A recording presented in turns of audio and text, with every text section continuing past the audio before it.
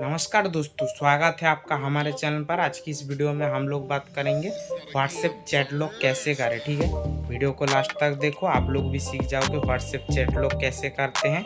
उसके बाद व्हाट्सएप को चैट लॉक कर लेना। उसके बाद आपका प्राइवेट चैट कोई देख नहीं पाएगा। ठीक है, किस वजह से आप लोग प्राइवेट चैट रखना चाहते हो ज़रूर कमेंट करना। चलो देख लेते हैं फ़ोन की स्क्रीन पर।